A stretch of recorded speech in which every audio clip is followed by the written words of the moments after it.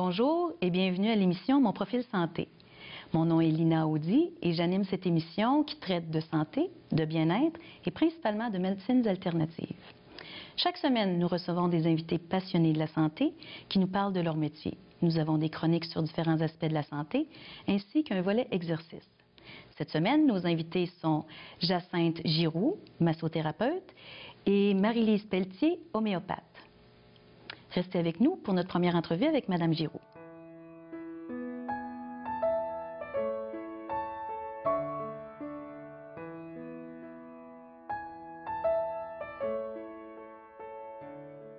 Notre première invitée cette semaine est Mme Jacinthe Giroux, massothérapeute. Bonjour Mme Giroux. Bonjour. Bienvenue à notre émission Mon profil santé. C'est mon plaisir. J'aimerais savoir qu'est-ce qui vous a amené à la massothérapie? C'est sûr, d'abord, c'est mon intérêt pour l'être humain. Ensuite de ça, je dirais, c'est mon parcours personnel. À un moment donné, à travers le travail dans la coiffure, j'avais tendance à avoir des petits malaises avec le travail répétitif. Et j'ai eu envie de me soigner, de ne pas attendre que ce soit chronique et que ça devienne des douleurs permanentes. Donc, j'ai comme demandé à être inspirée pour trouver une façon de soigner ça. Et j'ai une amie qui m'a invitée tout simplement dans un atelier de massage shiatsu. Alors, je suis arrivée en massage shiatsu, ce qui a fait beaucoup de bien rapidement au niveau de ces douleurs-là. Donc, j'ai eu la piqûre et je suis restée dans la formation, et formation de base, avancée et tout ça. Et c'est à peu près... Oui, c'est ça. Qu'est-ce que la massothérapie, là, pour ceux qui ne connaissent pas vraiment ça? Je dirais que c'est un ensemble de techniques d'abord. C'est aussi, avant tout, l'art du toucher. C'est un art, la massothérapie, quand même. Hein. C'est comme si on a une douleur en quelque part, le geste premier, c'est d'aller y porter la main. Alors, mais à travers ça, c'est un ensemble de différentes techniques. Et au-delà je dirais, des techniques, des philosophies, des manipulations et tout ça, ça converge tout dans le même but, hein, c'est de détendre les gens, d'amener une meilleure circulation sanguine, traiter différents malaises, différents problèmes de santé, je dirais. Il y a différentes techniques ça, pour dans la massothérapie. Hein? Oui, il y a plusieurs techniques. Vous pourrez voir sur le site de la FQM la définition complète. Pour ma part, je travaille beaucoup avec les techniques de shiatsu d'abord, c'est mon coup de cœur. Oui. Ensuite de ça, je fais le suédois, le drainage lymphatique, les soins énergétiques.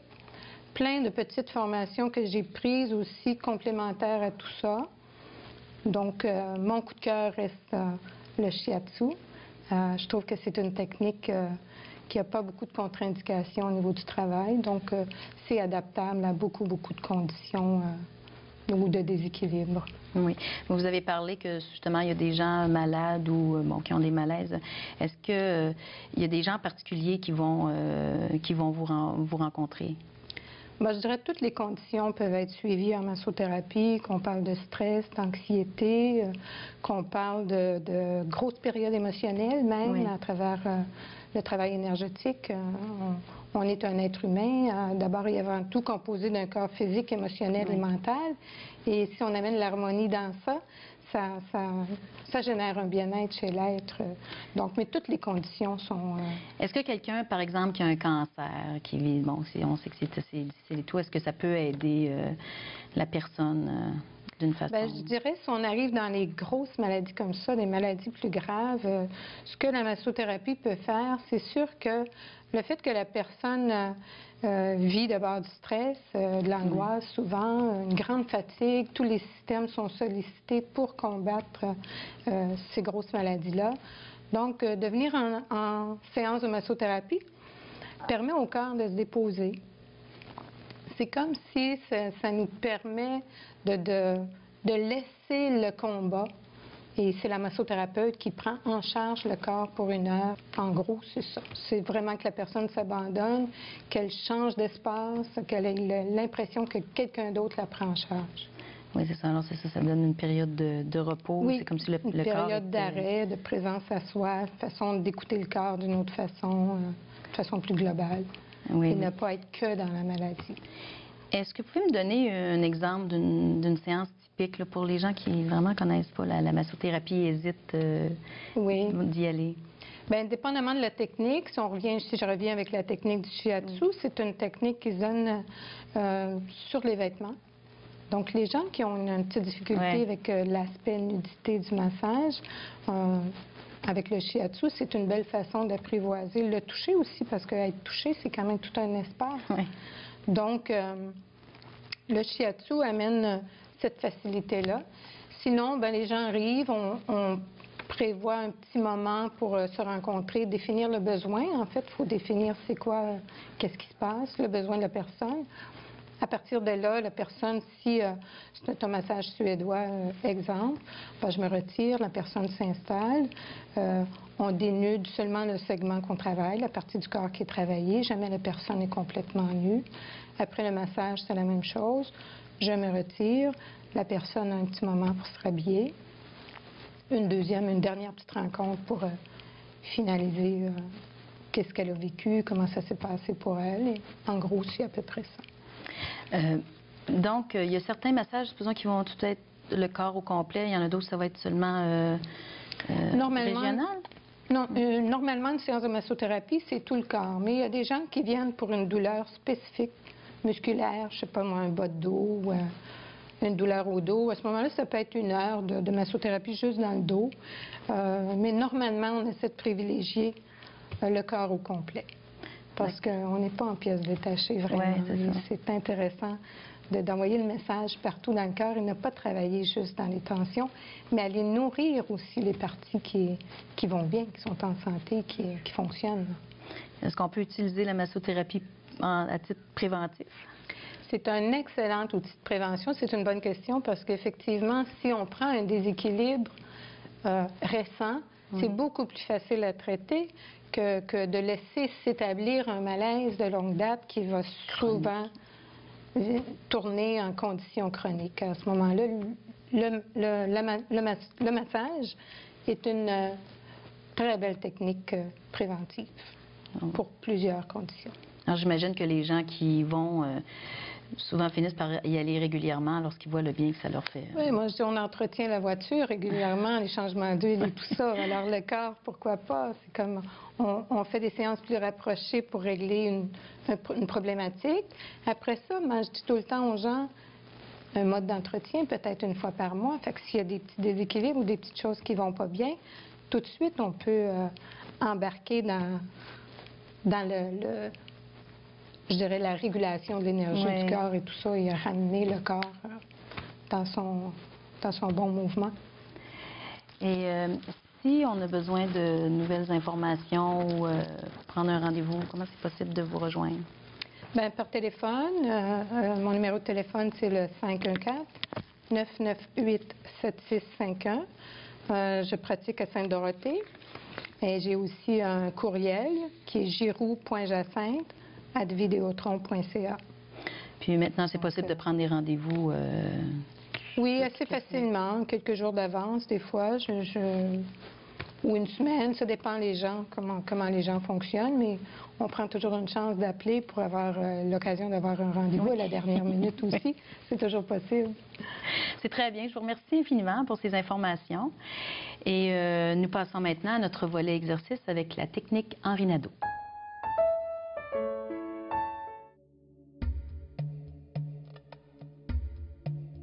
Aujourd'hui, dans le 3e exercice de la technique Henri Nadeau, la natation, vous allez voir la position du haut du corps.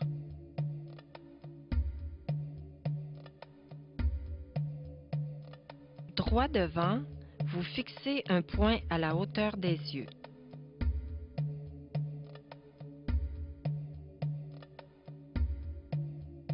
Bien important de noter que la tête ne suit pas le mouvement des épaules et du tronc, mais reste bien alignée vers l'avant.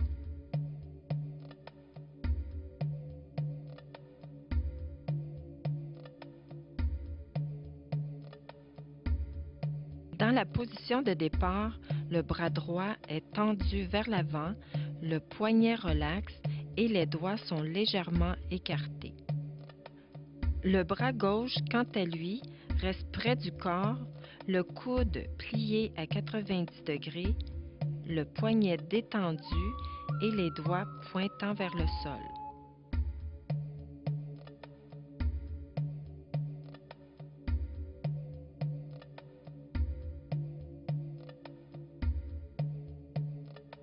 Le mouvement de la natation procède des deux bras en même temps.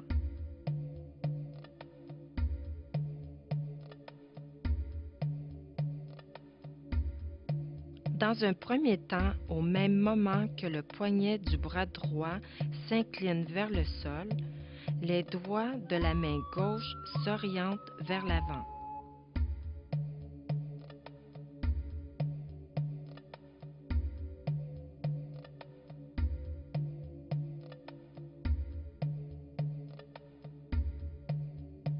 Ensuite, pendant que le bras droit se replie au niveau du coude près du corps, le bras gauche s'allonge vers l'avant.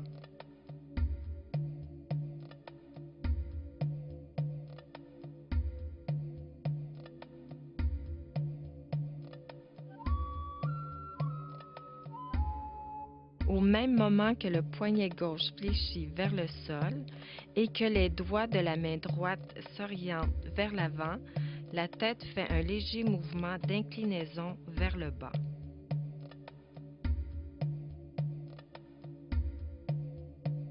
Dans un mouvement synchronisé, le bras gauche retourne près du corps, le coude fléchit à 90 degrés pendant que le bras droit s'allonge vers l'avant et termine sa course lorsque le poignet est au niveau de l'épaule.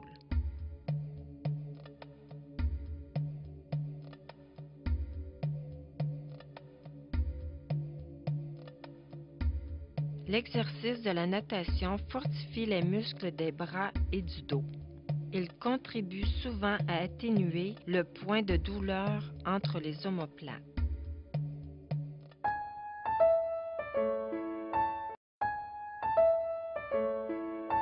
À la Chronique Santé cette semaine, nous recevons Marie-Lise Pelletier avec qui nous parlerons de la fatigue. Bonjour Marie-Lise. Bonjour. As-tu des trucs pour la fatigue? Oui.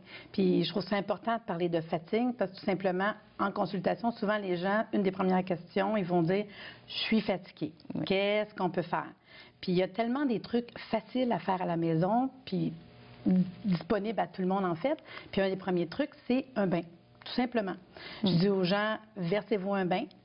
Puis dans le bain, vous mettez, puis j'ai l'air à faire une recette, c'est vraiment drôle, là, une tasse de vinaigre de cidre de pomme, une tasse de sel de mer, du gros sel de mer, puis du gingembre râpé. Le gingembre frais que vous achetez. Oui. Puis pour le conserver, vous mettez ça au congélateur. D'accord. Parce que souvent, les gens qui achètent du gingembre frais, ils me demandent comment le conserver Oui. parce qu'au prix que ça coûte, on veut le garder. Puis les 3 ingrédients, vous le mettez dans le bain, vous faites couler le bain, vous prenez votre bain 20 minutes. C'est assez incroyable comme résultat. Parce qu'on ne se rend pas compte, mais dans le vinaigre de cidre de pomme, vous avez tous les minéraux. Oui. Le corps absorbe les minéraux. Le gingembre, ben, c'est un tonique, même, je vous dirais même un aphrodisiaque un petit peu. Fait que c'est sûr, au niveau énergétique, ça fait du bien. Puis le sel de mer, c'est encore tous les minéraux et tous les oligo-éléments. 20 minutes, j'ai l'air de compter une recette, là, c'est drôle. 20 minutes, puis c'est important parce que les gens ne le savent pas, mais un bain, c'est 20 minutes. Oui. Après le 20 minutes, votre corps va rejeter. Le premier minute, on prend tout ce qui est dans le bain. Fait que c'est ça que les gens, des fois, quand ils vous disent sont ratatinés, c'est parce que ton corps commence à te donner. Fait que c'est important de faire 20 Pas minutes. plus que 20 minutes. Non, on sort, on ne s'essuie pas. On sort, on met une robe de chambre, puis vous allez vous étendre sur le dos. Puis là, vous êtes prête pour sortir le party, tout ce que vous voulez, mais ça fait vraiment une super de grosse différence. C'est un truc que je me sers à quelqu'un qui est malade, quelqu'un qui est fatigué, tu n'as pas d'énergie. C'est vraiment un truc facile, puis accessible à tous, en fait, là. Oui, oui. Ensuite, y a-t-il des trucs qu'on a à la maison aussi qu'on peut prendre? Il y a les oligo-éléments. Des oligo-éléments. Oui. D'abord, j'aimerais ça que tu nous expliques un peu c'est quoi, parce qu'on en entend souvent parler, puis souvent les gens ne savent pas c'est quoi. Premièrement, c'est quelque chose qui c'est pas trop dispendieux. Pour la fatigue, entre autres, c'est le cuivre, or, argent. Les oligo-éléments, c'est les minéraux, en fait. Quand on prend, exemple, une bouteille d'eau, si vous regardez ce que ça contient, vous allez voir les oligo-éléments qu'il y a dans l'eau. Mais ces oligo-éléments-là, on les a dans notre corps. Puis on en a besoin. Puis des fois, c'est le manque qui fait qu'on peut être fatigué. Puis c'est en petite quantité. Donc, il n'y a pas d'effet secondaire, il n'y a pas de danger, ça n'a pas un goût désagréable. Un enfant, une personne âgée peut en prendre. Il n'y a pas d'effet secondaire avec les médications, d'interaction non plus. Puis aujourd'hui, il faut faire attention. Donc, les oligo-éléments, moi, je trouve que c'est quelque chose de facile. Puis pour la fatigue, c'est le cuivre or argent. C'est facile à trouver dans les pharmacies, dans les magasins naturels. Puis vraiment, le goût est bon. Quelqu'un qui est fatigué, vous en prenez 3 fois par jour pendant une semaine. Vraiment, il y a une très grosse différence au niveau énergétique. L'important, c'est quand ça va mieux, on diminue, puis on en prend moins. Mais c'est facile à donner. Puis même les gens qui sont beaucoup malades, qui traînent des maladies, il y a un rhume qui part pas, c'est la première chose que je vais leur dire, cuivre argent, c'est facile, puis c'est pas compliqué, là. Je pense que c'est un très bon truc. En homéopathie, y a-t-il des choses? Si on parle fatigue, il y a 3 remèdes, entre autres, que je pourrais suggérer qui sont le fun. Le premier, c'est l'arnica. Quand quelqu'un me dit, je suis fatiguée, je suis courbaturée, je me sens comme plus d'énergie, c'est le remède numéro 1. D'autant plus si quelqu'un a fait du sport, le ménage du printemps, des exercices autres que d'habitude, c'est encore plus arnica. Mais arnica, c'est aussi un remède de dépression en quelque part, là. Fait que quelqu'un qui est fatigué, qui n'a pas beaucoup d'énergie, c'est le premier que je vais conseiller. Le deuxième, c'est Ignatia Amara. Ignatia Amara, c'est fatigue, mais avec l'émotion. Ça veut dire que tu es fatigué, mais tu as le moton. Goût de pleurer, tu es émotive. Puis c'est le deuxième remède le plus vendu dans le monde en homéopathie. Parce que c'est le remède, je dénigre pas les hommes, là, mais c'est le remède de superwoman. Fait que les femmes qui font du ménage, qui veulent que tout soit parfait, t'étudies, tu t'occupes des enfants, c'est parce que tu as besoin de Ignatia. Fait que je suis sûre que les gens vont faire la différence entre je prends arnica ou Ignatia. Mais ils peuvent prendre les deux. Prenez les deux. Puis le dernier que je suggérais, qui arrive souvent aussi en homéo, c'est Coculus. Coculus, c'est une fatigue, mais de quelqu'un qui a eu des décalages horaires. Mais quand je dis décalage horaire, c'est sûr, en voyage, mais pensez à ceux qui accouchent, qui font plus de nuit là, pendant des semaines. Ceux qui travaillent de nuit, de jour, les policiers, les pompiers sont fatigués. Puis en consultation, quand je vois qu'il y a des décalages horaires, le remède de fatigue, ça va être Coculus. Les gens qui s'occupent des personnes à la maison qui sont malades. Tu sais, tu peux t'occuper de quelqu'un qui est très malade, puis il faut que tu t'occupes d'eux autres. Ça ne sera pas les 2 autres qui vont être ton remède, ça va être Coculus. Fait que c'est vraiment les 3 que je pense qui sont nos meilleurs pour la fatigue. On parle souvent aussi des tisanes qu'on a à la maison. Est-ce qu'il t'en a quelques-unes? Les tisanes, faciles à faire, puis c'est même pas une tisane toute prête. Ça va être d'aller chercher dans vos fines herbes, dans vos herbages de bonne bouffe à la maison, le romarin, le thym. Du romarin, du thym, une pincée de chaque dans un plat d'eau chaude. Vous laissez macérer ça, puis le goût il est bon. Puis c'est vraiment, quelqu'un qui est fatigué, c'est une petite affaire facile à prendre. Puis c'est la raison pour laquelle l'hiver, je conseille d'en mettre spaghettis, soupe, ce que vous faites à la maison. Pour vrai, moi, l'hiver, le thym, je le mets partout. Puis mettez-en, n'ayez pas peur, ça goûte bon, puis ça va donner de l'énergie aux gens. Bon, peut-être j'en mets un peu trop dans mes recettes, ça se peut, parce que j'ai quand même une bonne énergie, mais moi, l'hiver, je dis à tout le monde, du romarin, du thym, c'est une des belles manières d'avoir de l'énergie. Maintenant, est-ce que tu as des activités à nous suggérer qui vont aider? C'est sûr que quelqu'un qui dit qu'il est fatigué, première chose qu'il faudrait penser, c'est peut-être vous trouver des temps de repos. Je sais que c'est dur, là, parce qu'on regarde notre vie de fou, ce qu'il faut faire, etc., mais prendre, même si c'est 10 minutes à vous, ne serait-ce que pour lire, relaxer, même si c'est dire, je prends le journal 5 minutes puis je lis, prenez-vous un temps de repos. À un moment donné, on se rend compte que la tête, le corps va à 100 000 à l'heure. On s'occupe des enfants, du travail, du mari ou de la femme. Puis à un moment donné, on se dit, qu'est-ce qu'on a? Puis arrêtez. Prenez un break, là. 5 minutes, lire, se reposer, écouter de la musique. Juste la musique, pas la musique énervante, mais une musique relaxante peut être assez pour nous amener un certain repos avant de dire, go, on repart, là. Mais 5 minutes, je vous le dis, pour les mères de famille, je suggère de s'enfermer dans la salle de bain pour trouver un temps de repos. Dans le bain? Non, mais c'est ça. Dans le fond, c'est parce qu'on ne le fait pas. Mais il faut le faire. Il faut s'arrêter 1 minute, puis mettez-vous un timer, quelque chose, là. Puis les enfants, non. Pour 10-15 minutes, les enfants le marient, là, mais 10... Moyen terme, c'est rentable. C'est ça, mais prenez du temps pour vous, même si c'est 5 minutes. Tantôt, je discutais avec toi, je viens de m'acheter un sauna, puis c'est une manière à moi que j'ai trouvé de relaxer. Fait que je vais dans le sauna, la musique de relaxation, puis j'ai un timer qui dit 30 minutes, pas bouger. Ça fait du bien, en fait, là. Puis, il y a aussi ce qu'il faut regarder, c'est évidemment nos activités. Qu'est-ce qu'on fait dans notre vie courante, effectivement, si on est... si on travaille. C'est ça. À un moment donné, les gens, je leur dis, OK, t'arrives, ils me disent, je viens pour la fatigue, d'accord? Est-ce que vous travaillez? Oui. Puis ils me disent leur travail. Mettons comptable. Parfait. Combien d'heures? Puis on est au printemps, fait que ça fait à peu près 70 heures semaine. OK, on a un problème. Donc, regardez, là. Arrêtez-vous. Puis regardez qu'est-ce qui se passe dans votre vie. Oui, est-ce qu'on travaille beaucoup? Est-ce qu'on s'occupe d'une grosse tralée à la maison? Est-ce qu'on fait l'école puis tout? Fait qu'il faut vraiment regarder notre vie. Nos activités. Ouais. Bien, merci beaucoup pour ces belles informations. Si on a besoin d'autres informations, on peut te rejoindre. Bien, c'est facile avec mon site Internet, www.energiesanté.ca. Bien, merci beaucoup. Ça fait plaisir.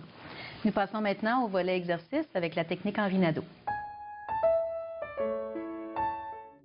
Aujourd'hui, je vais vous expliquer le haut du corps du troisième exercice, la natation, de la technique Henri Nadeau. Le troisième exercice dans la natation, les yeux, on les garde sur un point fixe devant, donc nos yeux restent toujours à la hauteur de nos yeux. OK? Et puis, tu vas allonger ton bras droit. OK? Le bras allongé. L'épaule, elle vient juste. Le corps fait juste faire un petit mouvement. L'épaule est vers l'avant, c'est ça. L'épaule est vers l'avant, la hanche est vers l'avant et automatiquement, le genou est fléchi. Maintenant, tu vas venir faire l'autre bras. Tu vas l'allonger. Maintenant, l'épaule ici est en avant. L'épaule droite est plus vers l'arrière. La hanche est en avant. Automatiquement, le genou est fléchi. Vas-y une autre fois. Donc, pour les épaules, tu vas descendre tes bras de chaque côté, puis tu vas me faire juste le mouvement des hanches, comme ça. La tête ne bouge pas. Je vais tenir la tête. Donc, la tête reste droite devant, les yeux toujours droits, fixes en avant, et les épaules tournent autour du cou, dans le fond. OK? Fait que la tête ne bouge pas. Excellent. Maintenant, on va expliquer comment les mains. On va mettre les mains devant. La main qui est allongée, la main est allongée, est ouverte comme ça. Le bras ici à côté, il est plié à 45 degrés, mais près du corps. Et puis la main, les doigts vont vers le plancher. Puis avant de partir le mouvement, on descend cette main-là, mais l'autre main, elle monte, comme ça. Pendant qu'elle, elle s'en va à 45 degrés, cette main-là, elle monte. Avant de repartir le mouvement, c'est ça. Excellent. Excellent. On remonte. Les deux mains, quand une descend, l'autre monte en même temps. Très bien. Une autre fois. Et puis, ce qui est important, c'est que quand nous amenons le bras à 45 degrés, c'est important qu'il vienne plier puis qu'il vienne près du corps. Exact. Je viens de vous expliquer le mouvement du haut du corps du troisième exercice, la natation, de la technique Henri Nadeau. Merci à nos invités de cette semaine, Mme Jacinthe Giroux et Mme Marie-Lise Pelletier. Si vous avez des questions ou des commentaires sur cette émission, vous pouvez nous téléphoner ou encore nous écrire à l'adresse qui apparaît au bas de l'écran. Nous nous retrouvons donc la semaine prochaine pour une autre émission de Mon Profil Santé. D'ici là, bonne santé.